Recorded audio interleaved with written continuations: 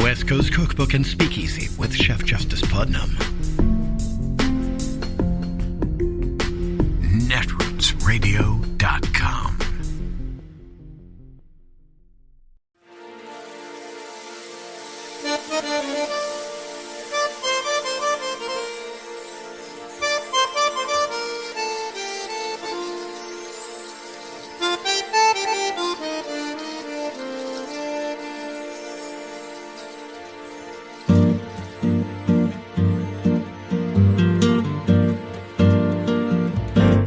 Je voudrais du soleil vert, des dentelles et des théières, des photos de bord de mer, dans mon jardin d'hiver.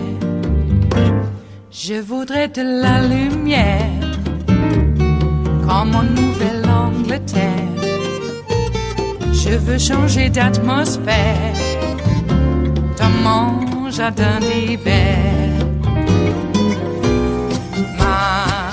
À fleurs sous la pluie de novembre, tes mains qui courent, je n'en peux plus de t'attendre. Les années passent, il est loin, là je tombe. Nul ne peut nous entendre. Je voudrais du Fred Astaire, revoir un latte. The press release from Vice President Kamala Harris's campaign says it all. A weird night on Fox News. J.D. Vance triples down on attacks on women. Tonight, the Fox host and former Congressman Trey Gowdy devoted the opening segment of his show to detail his disapproval of J.D. Vance, or as I call him, Shady Vance. J.D. Vance's statements disparaging couples struggling with infertility and childless women. So then Trey Gowdy highlights how even conservative women are put off by J.D. Vance's anti-women beliefs, essentially begging J.D. Vance to apologize. But when J.D. Vance then joins the show, spoiler alert, he didn't apologize, and he tripled down on it. First, he says that he was taken out of context. I want you to watch this. Play the clip. Trey, and if you look at the full context of what I said, it's very clear the Democrats have tried to take this thing out of context and blow it out of proportion, which is what they always do, Trey, because they don't have an agenda to run on themselves. Then J.D. Vance defends his comments on childless Americans by claiming Vice President Kamala Harris called for an end to child tax credits, which is not only something that she didn't do, she pushed forward the most significant child tax credits in history that Republicans voted against. Here, play this clip. One more thing I'm going to say on this, Trey. I think a lot of parents and a lot of non-parents look at our public policy over the last 4 years and ask, how did we get to this place? How did we get to a place where Kamala Harris is calling for an end to the child tax credit? Then J.D. Vance just gratuitously says, I guess as one account said, I guess if you're going to be a liar on behalf of an even bigger liar, your lies just have to be ridiculous. And so J.D. Vance says, look, Donald Trump is not a vengeful guy. Here, play this clip.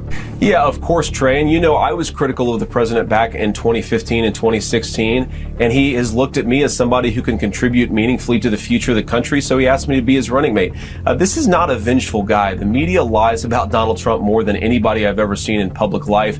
Donald Trump's entire campaign is based on retribution. That's what Donald Trump says. They have signs that say retribution. That's what was being passed around at the Republican National Convention. It was all about retribution, retribution. Those are Trump's words. By the way, J.D. Vance says that he was taken out of context. Okay, well, let me just read for you the transcript of his statement. This is what J.D. Vance previously said. J.D. Vance goes, "This country is run by a bunch of childless cat ladies who are miserable at their own lives and the choices that they've made, and so they want to make the rest of the country miserable too. Look at Kamala Harris, Pete Buttigieg, AOC. The entire future of the Democrats is controlled by people without children. How does it make any sense? We've turned our country over to people who don't really have a stake in it. That's a direct quote from JD, or as I call him, Shady Vance. By the way, on Fox, in an earlier segment, Shady Vance was asked about all of the people in America now who are just saying he's a weird guy. Watch JD Vance's weird response to that. Play the clip. He has a new insult out this week that her and her husband have been using towards you, calling you weird. Does that hurt your feelings? How do you feel about that? No, not at all. It doesn't hurt my feelings. Just show you that at another angle, zoomed in. Here, play this clip. He has a new insult out this week that her and her husband have been using towards you, calling you weird. Does that hurt your feelings? How do you feel about that? Does that hurt your feelings? How do you feel about that? Does that hurt your feelings? How do you feel about that? Just so you can judge if you think JD Vance was taken out of context, he made the decision that he was going to go on Tucker. He knew what he was going to say because these were statements that he's been saying since he's changed his identity for the 4th or 5th time. Like, you know, JD Vance has changed his name 3 times and he's changed his entire personality like 4 times. Like, he pretended to be a hillbilly and now he's pretending to be, you know, this Trumper. It's all, the whole thing is bogus. This whole shtick is a fraud. But let me just show you. He goes on Tucker and let me just show you what he says. Here, play the clip. Saying is that we're effectively run in this country via the Democrats, via our corporate oligarchs, by a bunch of childless cat ladies who are miserable at their own lives and the choices that they've made, and so they want to make the rest of the country miserable too. And it's just a basic fact. You look at Kamala Harris, Pete Buttigieg, AOC, the entire future of the Democrats is controlled by people without children. And how does it make any sense that we've turned our country over to people who don't really have a direct stake in it? And JD Vance posted over and over again about cat ladies, and man, these cat ladies are a big problem. I mean, these are posts that he's consistently made. These are statements that he made. Here's another speech that he gave where he says basically the same things. Here, play the clip. Well, I'll go back to something I said earlier about we need to reward the things that we think are good and punish the things that we think are bad. So you talk about tax policy. Let's tax the things that are bad and not tax the things that are good. If you're making $100,000, $400,000 a year, and you've got 3 kids, you should pay a different, lower tax rate than if you're making the same amount of money and you don't have any kids. It's that simple. I totally agree. And then he was given an opportunity again to apologize on Megyn Kelly, and he didn't. Here, play the clip. You have Hollywood celebrities saying, oh, well, JD Vance, what if your daughter suffered fertility problems? Well, first of all, that's disgusting because my daughter is 2 years old. And second of all, if she had fertility problems, as I said in that speech, I would try everything I could to try to help her because I believe families and babies are a good thing. That's the whole point, is if you believe families and babies are a good thing, you should be trying to promote life. You should try to promote the fact that we want to have a good family policy in this country. That is what's so profoundly wrong about where the Democrats have gone. And I think we have to fight back against this, Megan. I think a lot of people, you know, the media has been attacking me and this is how it goes. We cannot give up an inch on this. And by the way, like, the whole country, the whole world is mocking Shady Vance right now. Even New York City Sanitation's Twitter account put out the following.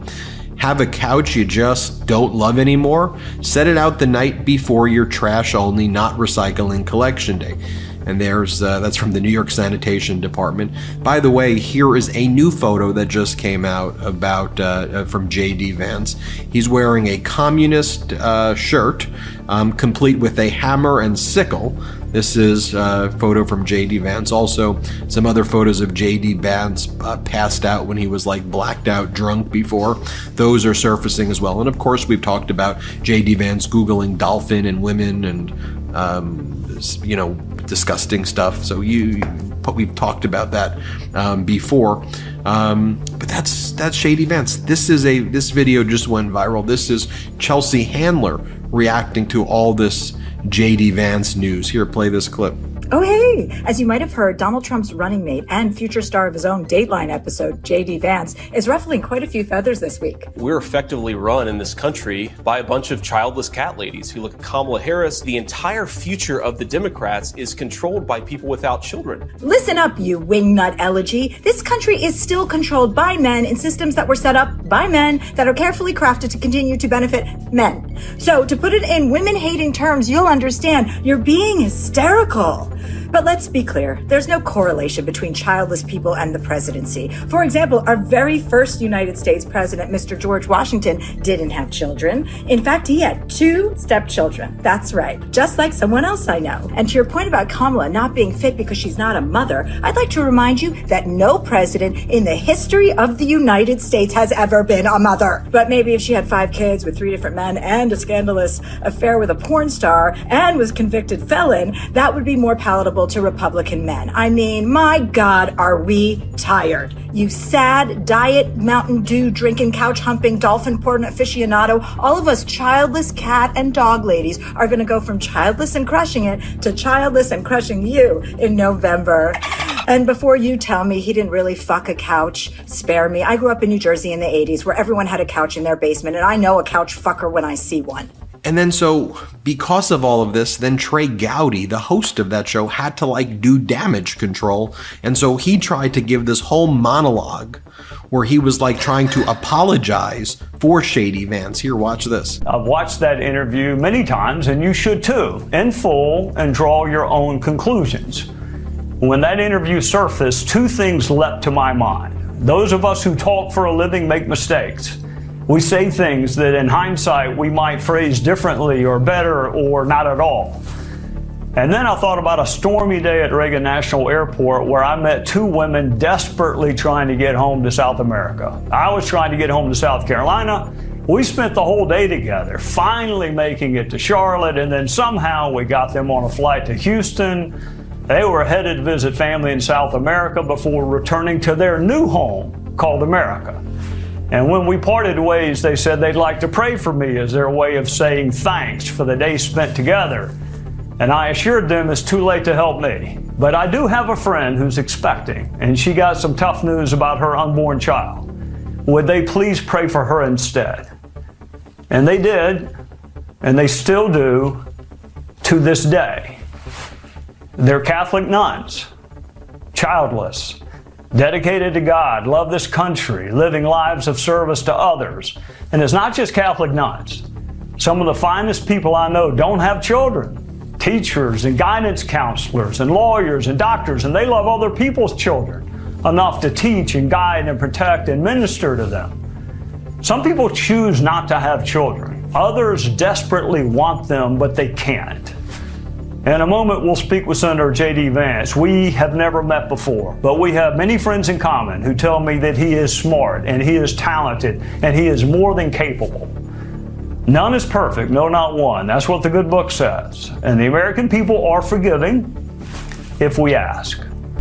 And by the way, to make things even worse for Fox and even more beneficial for Vice President Kamala Harris, then they had on the Mark Levin show, you know how we talk about Mark Levin, the Mark Levin show, Kevin McCarthy then gives an interview with Mark Levin where he says that he's tried to call Vice President Kamala Harris. She wouldn't meet with him. You just helped her approval rating even more, Kevin McCarthy. Here, play this clip. When she got elected to the U.S. Senate, I was the majority leader. I reached out to meet with her. Not once would she meet with me. I like this one account right here that goes, Dems reacting to this Vance pick like, looks like Florida is back on the menu, boys.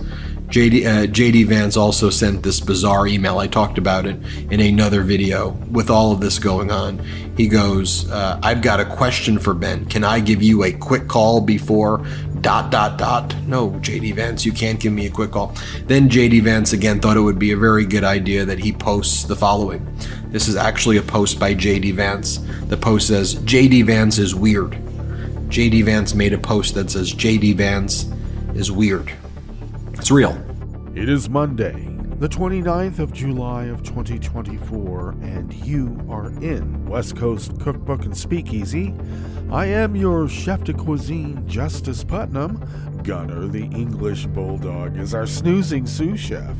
Precious, our little Yorkie, she did arise early this morning, but now she's back to napping. Our door girl. Well, in the interim, we will be seating you directly for our especially special daily special, River City Hash Mondays, because it's the day after the weekend, and that's what we do. Okay, we make a hash on Mondays. Going back to an Americana that few people care to know about. I know. Don't blame you. Okay, so let me fill you in on Precious. Great news, I should say, because Precious is all part of this, but I had my grandkids, and now they're adults. The youngest, unfortunately, didn't make it. That's a whole different story, but we'll be speaking with her real soon. No, she couldn't make it, unfortunately. But the two older ones came, and it was great. Now my grandson is finishing up his first year, so he's like transitioning into a second year of law school at Lewis and Clark. He's had internships all over public defender offices in the counties of Oregon, and he's actually had some motions that he wrote, argued by the public defender office in court. So there, on his way. So no, we had a great time. And my granddaughter, we, since it's like mom's got like a lot of like girl stuff, women stuff. So we were going through, my sister had already gone through and picked out things for her and my younger sister. And so my granddaughter went through there and looked for a few things, and it was great. So Precious, in the midst of it, she's always happy to have company. It was quite wonderful, but she started winding down. Yesterday was, I could tell, and they were getting ready to go, so they had left in the morning, and late morning. And so little Precious, I could just tell that she was kind of hurting. So it could have been just from a big weekend, I don't know. But this morning, she seemed, she was up early. But I could tell she was hurting, so I did give her prednisone. And about the same time I would normally give it to her anyway. But so I put out some food for her and Gunner. Now, Gunner ate his. Went outside to watch the sunrise. I took her out because that's the thing, is that yesterday she didn't really want to climb up things. And that's an indication that her back haunches are hurting because there's inflammation back there, and I'm afraid as their white blood cell count issues where they're going up now. We were so happy about how they had plummeted. But what we are doing, and what anyone can do, is there's no cure. There's just a prolonging of life. Hopefully not agony. We're not going to prolong agony. But on the other hand, she's kind of hurting right now. But so I gave her stuff, and she walked around a little bit, and she wants to stay close. I can tell that her eyesight is going. Now, of course, just to fill you in, she had already been blind in one eye, and that was from either I acquired our little Precious from my brother because he had a dog that might have been a little bit too rough with her because she's a tiny thing. And his other dog, newer dog, was a bit rambunctious. And I won't go into details, but my brother tends to tire of things. So he goes through dogs almost as quick as he goes through wives. Not quicker. He goes through dogs quicker than he goes through wives. But so we got Precious, and in the midst of it, discovered that she's like blind in one eye. So went and took her to the specialist over that, and her appointment was in July this month for this year for a follow-up, and Dr. Dickey intimated that he thought that her good eye might have had a cataract in it, but I don't know. He may have thought the bad eye. Because he takes care of so many dogs, and when she went to the specialist, I think they didn't have to really consider that thing. But I can tell that she might be losing some eyesight. And it might just be cognitive things as well, you know. But she wants to stay close, within smelling distance.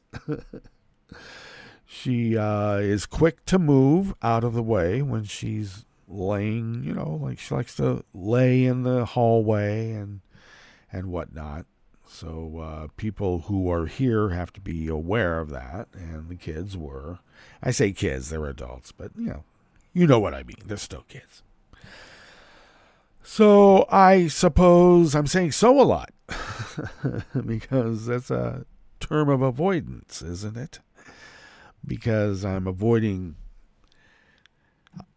I acknowledged it, that at any time she could go, and I'm loving her as I can, but saying it, then going through it again.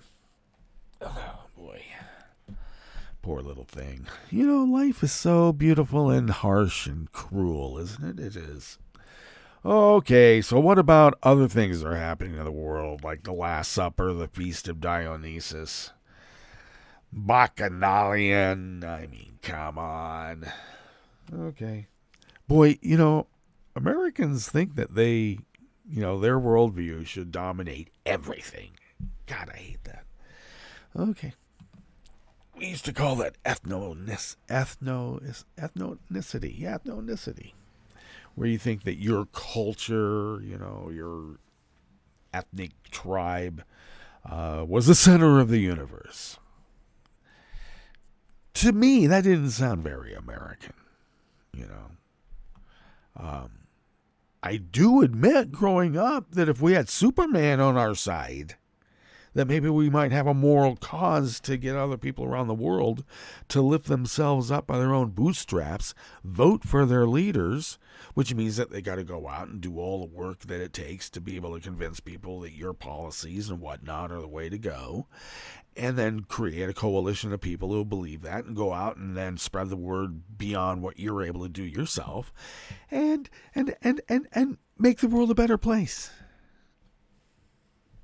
I thought that was the mission of our I don't know, the prime directive of this USS Starship Enterprise, and we're gonna, you know how they called it Enterprise?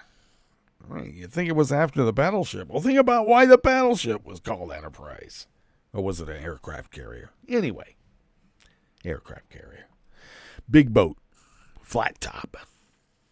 Was it a flat top? I guess no. It was an aircraft carrier. Flat top's different. Yeah. Oh, you might hear me wincing or whatever, like maybe I'm stretching a little bit. Not wincing, but And I am. I'm stretching my back because I've been doing a bit of work out there. And you know what? When you get old, boy, do you get sore in places. And it's always good to stretch out. Limber up. Don't go out there cold and start doing things.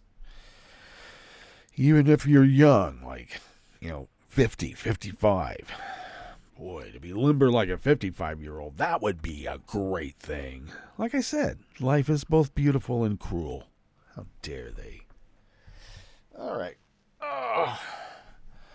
Oh, well, what else is going on in the world? Dolphins? I guess I didn't hear the whole dolphin story. I just, I read a little bit of his book.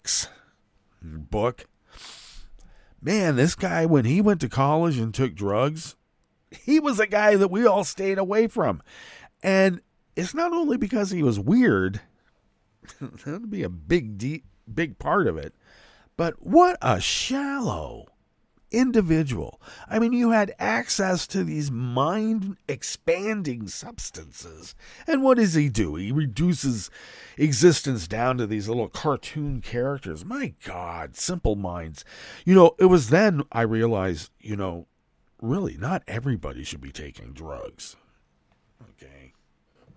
I mean, if there's some people who are going to experiment and they don't become a hazard to society, I suppose, okay.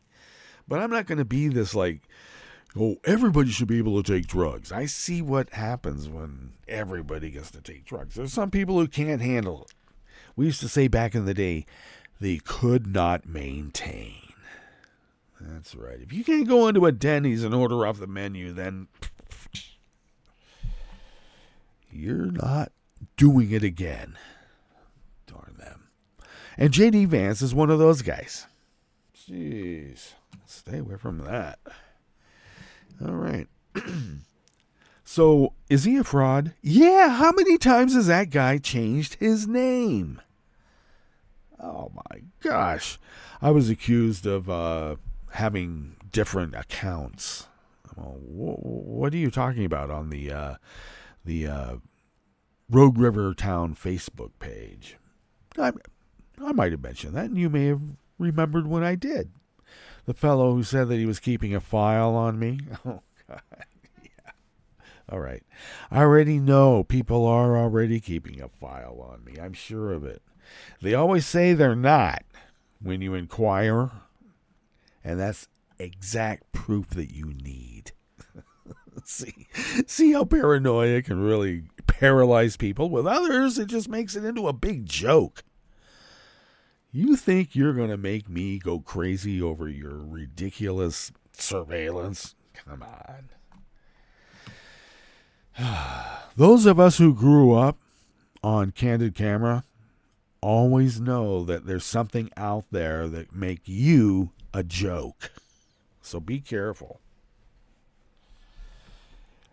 Lots of us said, okay, well, I'm going to beat them to the punch. I'm going to make myself a joke before they do. And there's a lot of power in that. Russians can't turn you. Chinese can try. I'd let the Chinese try. Just, for the fun and games. If you know what I mean. Anyway, where are we on a Monday? Do we have... Oh, you know what? The election is counting down. And Madam Vice President... yes. Madam Vice President until she becomes President of the United States, Harris. Indeed. Gunner is barking because he wants to go out and run along the fence line with the dogs that are being walked on leashes on the other side. He likes to do that. But I'm not in a position to go over there and let him out. He'll have to go out the back door, which is open for him, but he wants to go out the front. Anyway.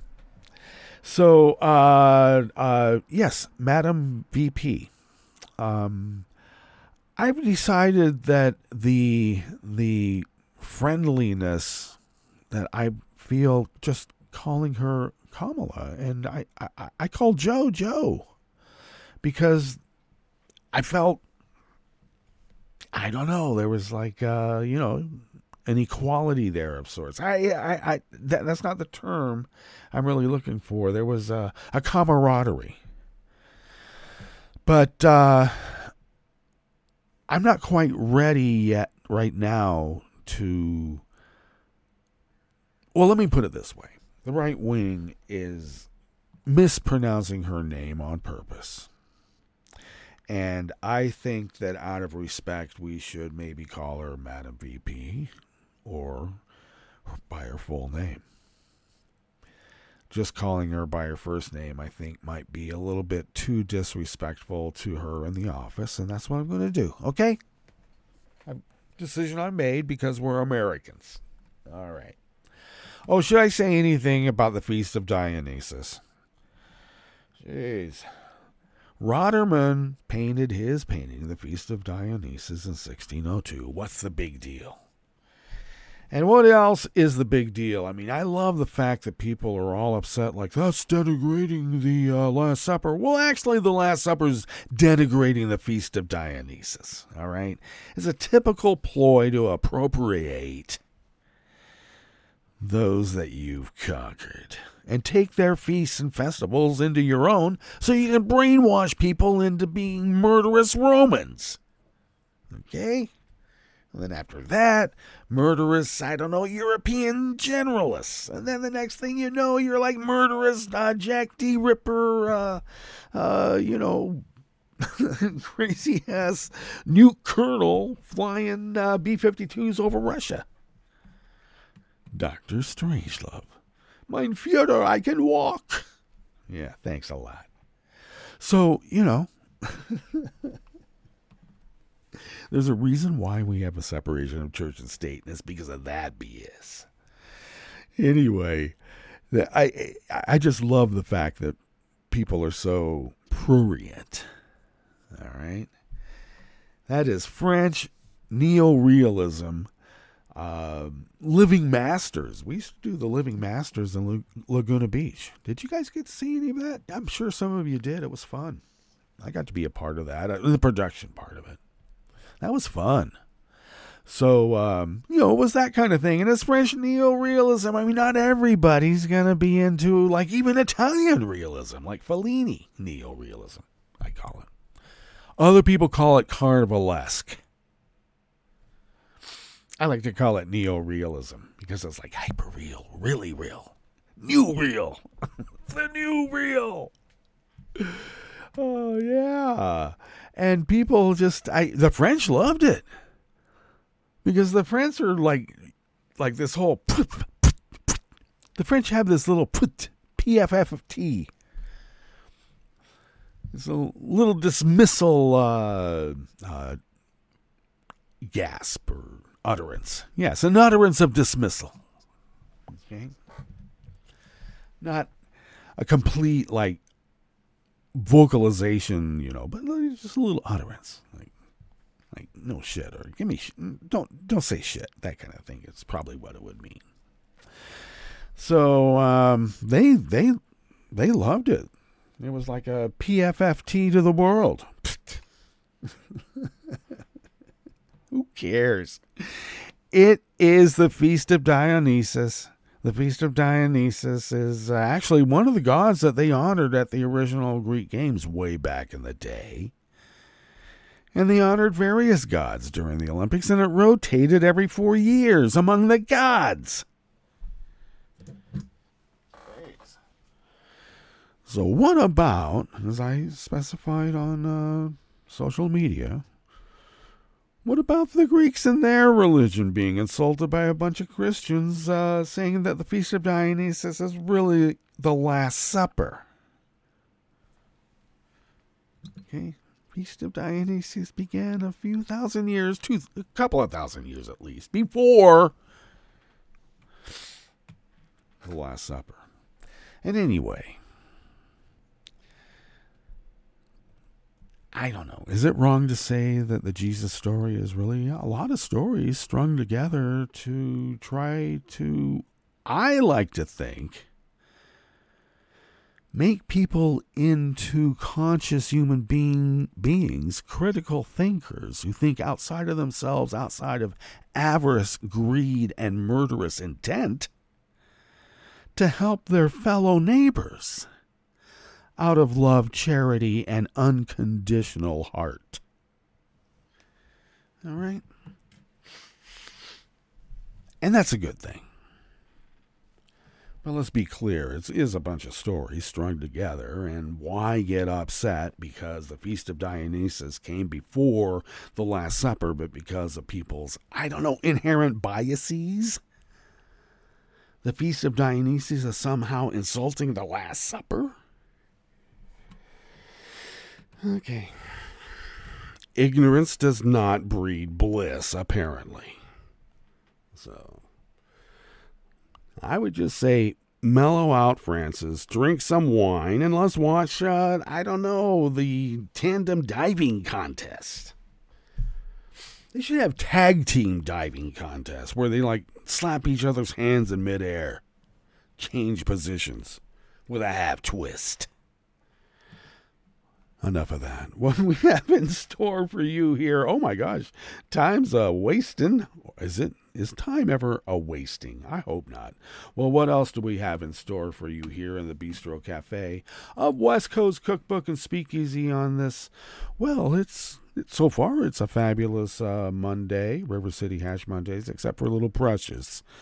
I hope she picks up a little bit later. Okay, well, yeah, J.D. Vance is weird, okay? And I guess we're going to keep hearing about him until we don't hear about him anymore and they decide to replace him. And I think that's in the works as we speak. On the rest of the menu, the Oregon Health Authority reports the state is on the verge of a measles outbreak caused by unvaccinated kids. Mark Meadows' legal team will argue that Trump's total immunity means the Supreme Court should toss the former chief of staff's Georgia election charges. It's kind of like trickle-down total immunity. And a woman mauled on her porch by a find and bite police dog while talking to the cops she called to report a crime has sued the Los Angeles County Sheriff's Department. Actually, I think she got off lucky. She might have been shot in the head. They do that, you know. After the break, we move to the chef's table where three sisters of an Irish-born recipient of the Navy Cross christened a U.S. Navy warship bearing his name, with a promise that the ship will visit Ireland. Yeah, someday. Oh, no. I love this woman's works. Edna O'Brien, one of the world's most admired and controversial writers who scandalized her native Ireland in her debut novel, The Country Girls, which was censored and even burned, by the way, has died at age 93. All that and more on West Coast Cookbook and Speakeasy. Bon appetit.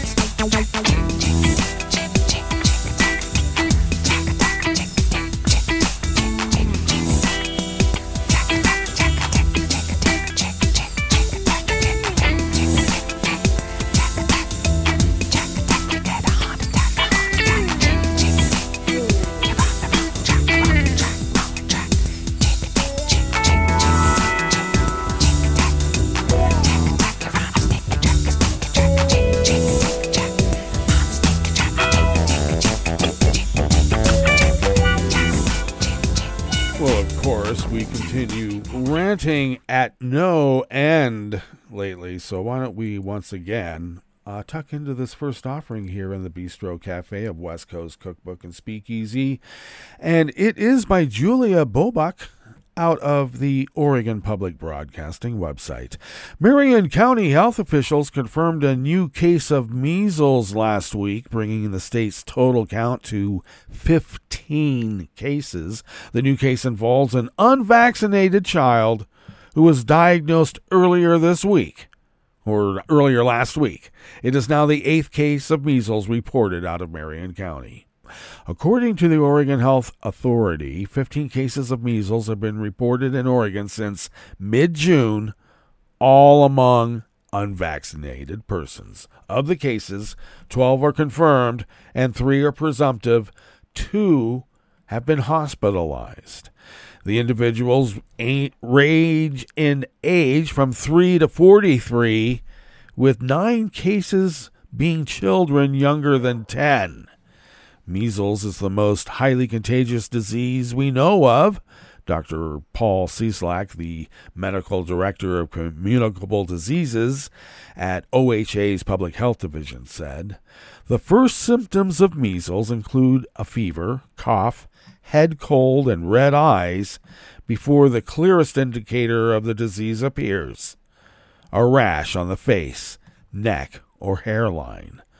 People with the disease can be contagious for 4 days before and after a rash appears, and that's why it's extremely important people pay attention to warning signs. And before we, went crazy, we let science take care of it, and we vaccinated our kids."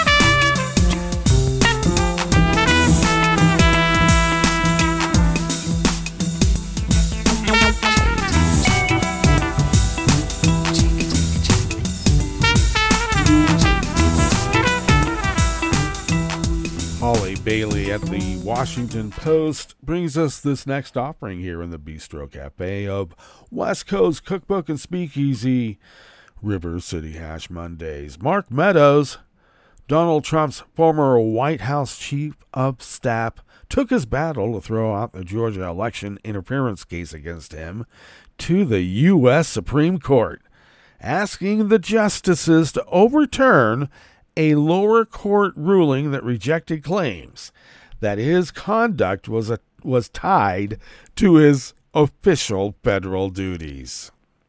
See how that works? It's not a crime when you're trying to overturn an election or corrupt other election officials. The move comes more than 7 months after the U.S. Court of Appeals for the 11th Circuit upheld a lower court ruling from September that found Meadows had not proved that his conduct, charged as part of the sweeping criminal racketeering case, was related to his official duties as Trump's most senior White House aide. Meadows' petition to the Supreme Court that was dated on Friday sharply criticizes the 11th Circuit decision, describing it as the first court in the 190-year history of the federal officer removal statute to hold that the statute offers no protection to former federal officers facing suits for acts while taken in office. Well, official acts are not usually construed as being a crime when you do it. If it's a crime, it's not an official act. And if you're campaigning for someone, just because they're in office at the time does not make it an official act. But what do I know? I wasn't bought off by Harlan Crow.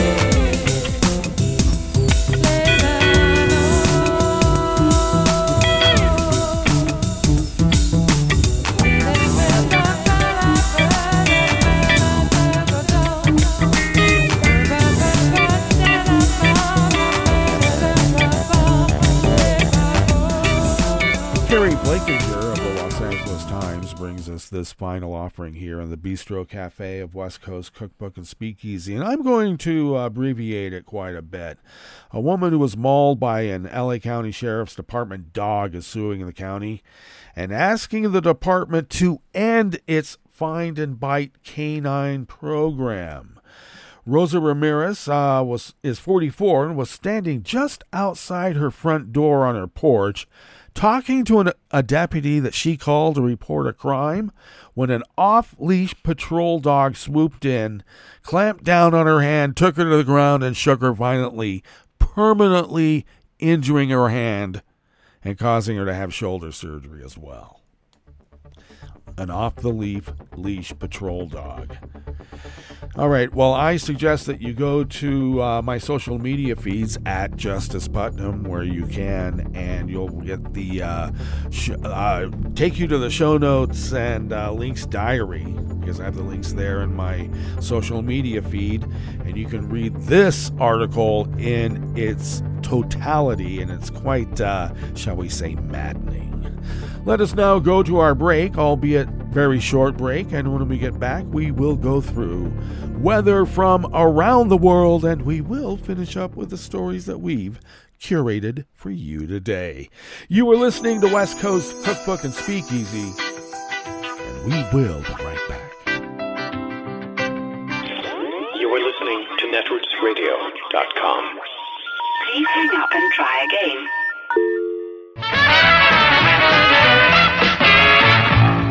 From a point at sea to the circles of your mind, a new force is at work for planetary transformation. New radio for a new Earth.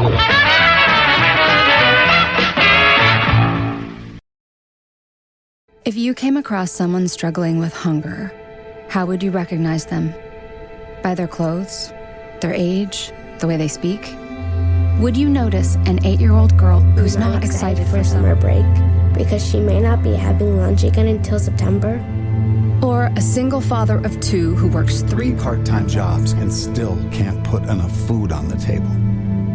Or maybe a mother who cleans offices at night, hoping to find meeting leftovers to take home to her hungry family. Or a war veteran who's having a hard time landing a job and getting back on his feet. I am the 1 in 8 Americans who struggle with hunger. People you pass by every day but never knew were hungry. I am hunger in America. Hunger can be hard to recognize. Learn why at IamHungerInAmerica.org. Brought to you by Feeding America, 200 Food Banks Strong, and the Ad Council.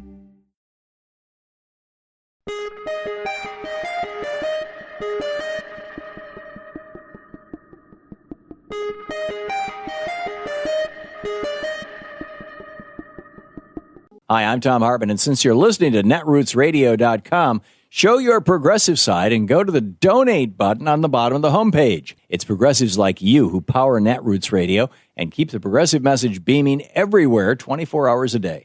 Just go to our donate button at the bottom of netrootsradio.com. Thank you for keeping progressive radio at full power.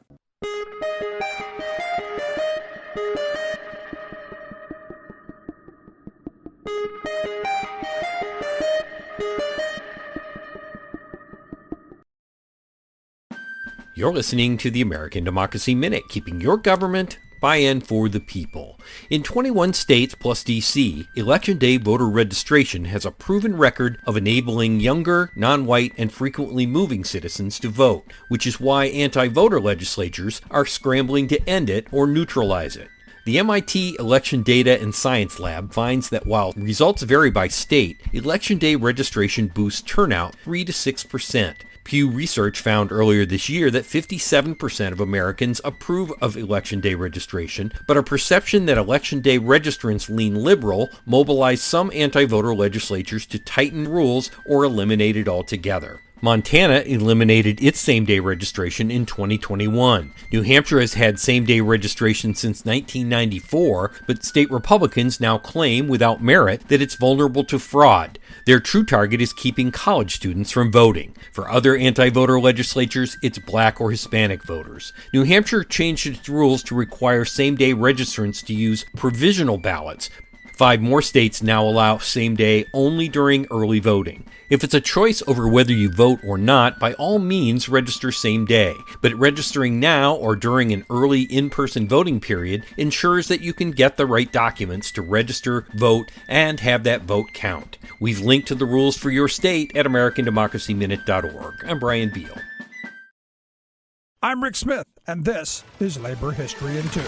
On this day in labor history, the year was 1969. That was the day AFSCME sanitation workers in Charlotte, North Carolina walked off the job. More than 85% of the sanitation workers were black in this predominantly white southern city. It was their third garbage strike in a year. State statutes prohibited union contracts in municipal agencies, but AFSCME was determined to win union recognition and establish an agreement with the city. Southern Director for AFSCME James Pierce thundered, quote, "We'll bring in whatever help we can get if the city tries to break the strike. We can turn this place into a Memphis or a Charleston in a few days." Of course, Pierce was referring to the 2 victorious strikes by black workers that had rocked the South within the past year. Black sanitation workers in Memphis walked out in a historic strike in the spring of 1968. Hospital workers in Charleston, South Carolina had just won their strike days earlier. Pierce outlined the issues at stake. According to the Asheville Citizen-Times, the Charlotte City Council had adopted its final budget without providing dues checkoff, without adhering to established grievance procedures or seniority rights, and without adding important safety precautions for garbage collection. At first, Charlotte's mayor asserted claims that the strike was about dues checkoff, but Pierce shot back about broken promises regarding the establishment of safety committees and non-discrimination enforcement. By the end of the month, a tentative agreement was in place. Strikers won all demands except dues checkoff. But as hospital workers soon found out in Charleston, South Carolina, the city council refused to carry out its agreement with the union. Sanitation workers in Charlotte would strike twice, unsuccessfully, over the next year and a half. Labor History in 2 brought to you by the Illinois Labor History Society and The Rick Smith Show. For more information, go to laborhistoryin2.com.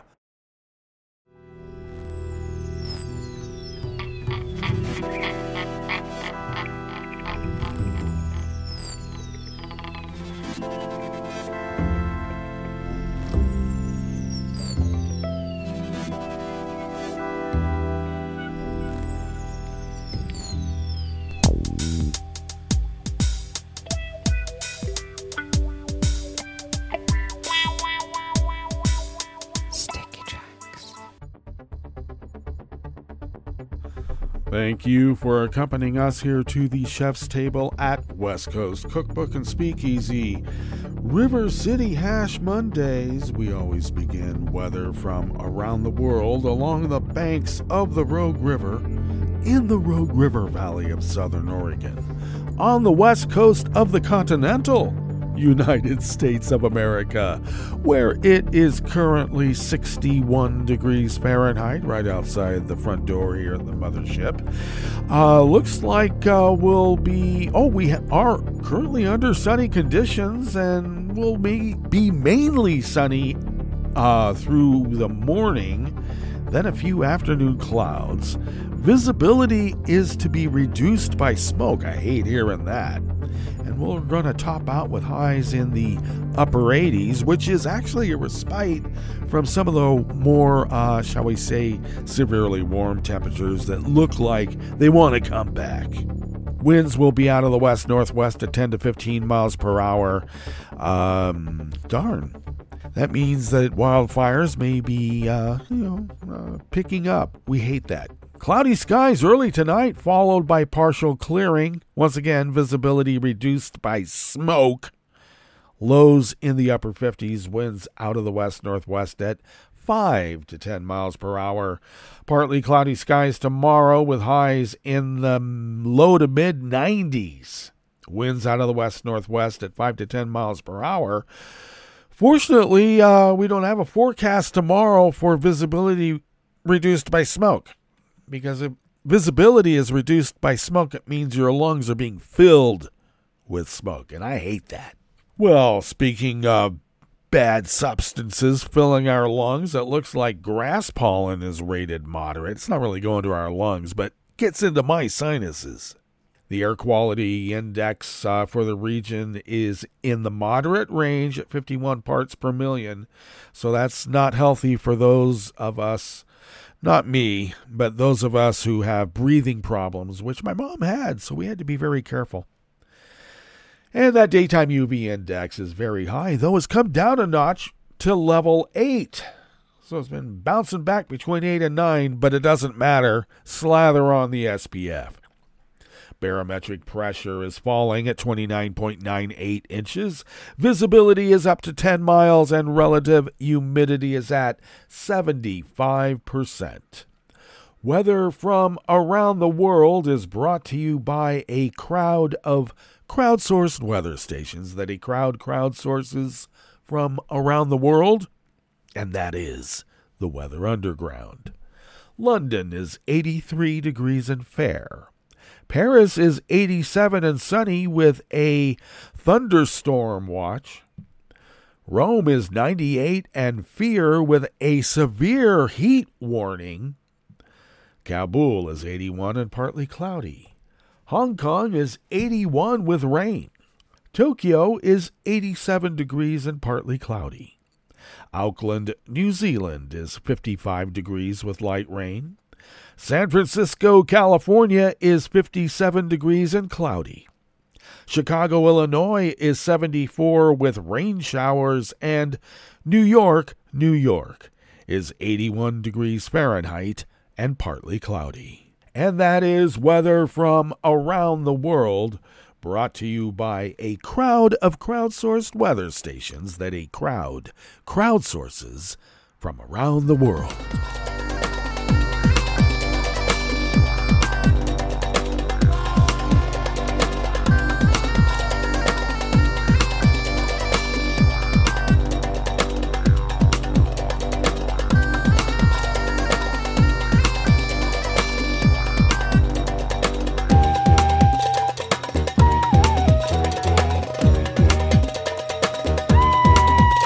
David Sharp at the World Desk of the Associated Press brings us this first amuse-bouche here at the chef's table at West Coast Cookbook and Speakeasy River City Hash Mondays. With an Irish flag overhead and bagpipes playing, three sisters of an Irish-born recipient of the Navy Cross christened a warship bearing his name on Saturday and secured a promise that the ship will visit Ireland. The future USS Patrick Gallagher is a guided missile destroyer that is under construction in Bath Iron Works and bears the name of the Irish citizen and U.S. Marine who fell on a grenade to save his comrades in Vietnam. Gallagher survived the grenade attack, for which he is lauded for his heroism, but he did not survive his tour of duty in Vietnam. Pauline Gallagher, one of his sisters, told a crowd at the shipyard that the destroyer, bearing her brother's name, helps put to rest her mother's fear that memories of her son would be forgotten. Joined by sisters Rosemarie Gallagher and Teresa Gallagher Keegan, they smashed bottles of sparkling wine on the ship's hull. A Navy band broke into Anchors Aweigh as streamers appeared in the air overhead. The Irish influence was unmistakable at the event. An Irish flag joined the Stars and Stripes overhead. A Navy band played the Irish anthem, and bagpipes performed My Gallant Hero. A large contingent of Gallagher's family and friends traveled from Ireland. The keynote speaker was Sean Fleming, Ireland's Minister of State at the Department of Foreign Affairs. Lance Corporal Patrick Bob Gallagher was an Irish citizen from County Mayo who moved to America to start a new life and enlisted in the Marines while living on Long Island, New York. He survived falling on a grenade to save his comrades in July of 1966. It did not explode until he tossed it into a nearby river, only to be killed on patrol in March of 1967. Days before he was to return home.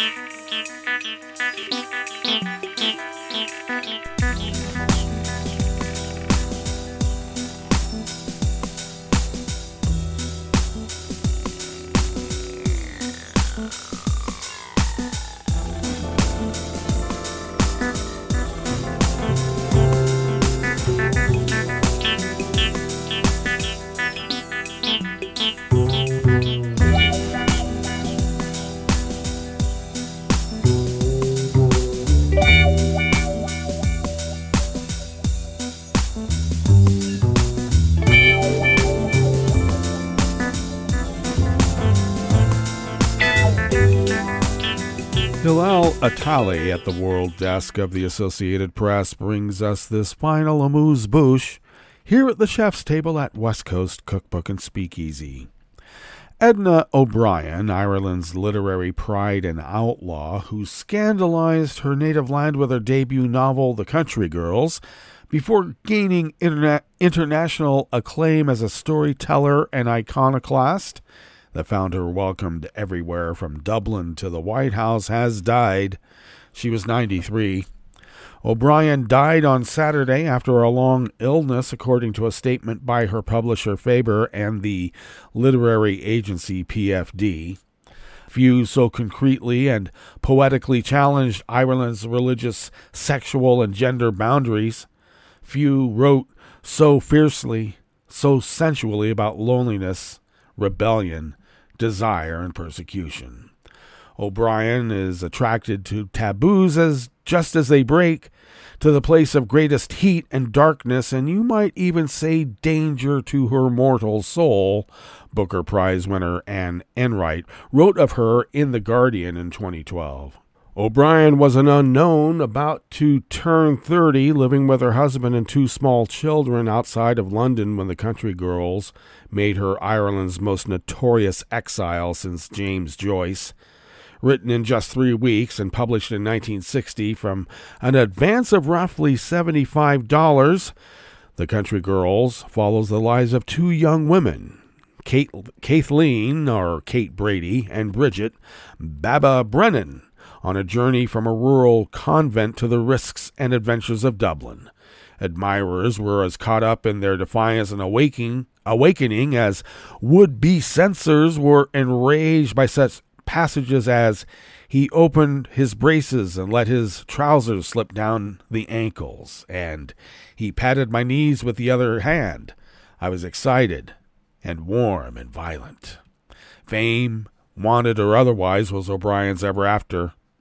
Her novel was praised and purchased in London and New York, while back in Ireland it was labeled filth by Minister of Justice Charles Halfie and burned publicly in O'Brien's hometown of Tamgrinny, County Clare.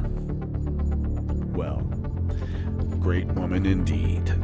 That brings us to the end of our broadcast period for the day, but you do know Netroots Radio broadcasts on, and we will meet up here tomorrow for Tarrytown Chowder Tuesdays. So do stay tuned to Netroots Radio all day and all night for all the breaking news as it breaks, and we will meet up here tomorrow, right here, in West Coast Cookbook and Speakeasy.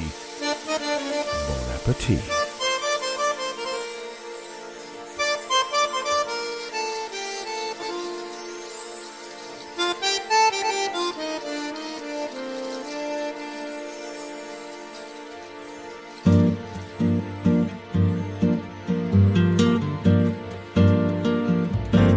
Je voudrais du soleil vert, des dentelles et des théières, des photos de bord de mer, dans mon jardin d'hiver.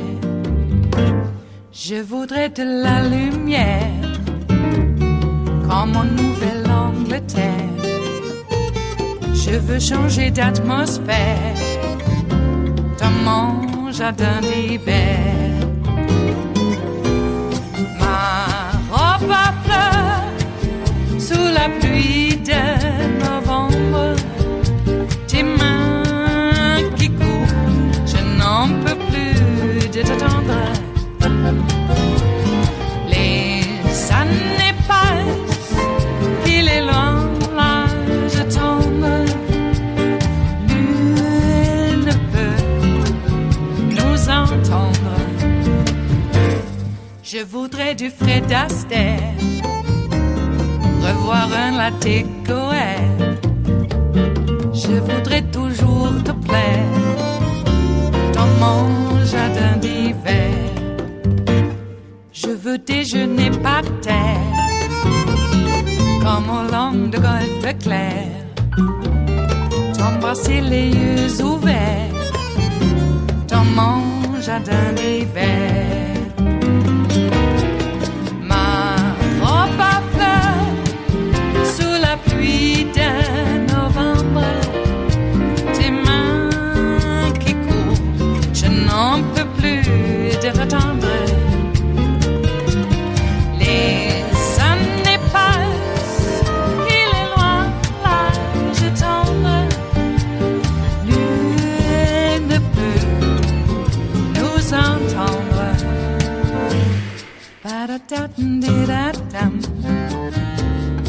Ba-da-da-dum-dee-da-dum.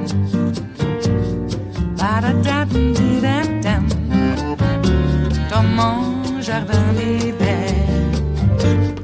Ba-da-da-dum-dee-da-dum. Ba-da-da-dum-dee-da-dum. Ba-da-da-dum-dee-da-dum.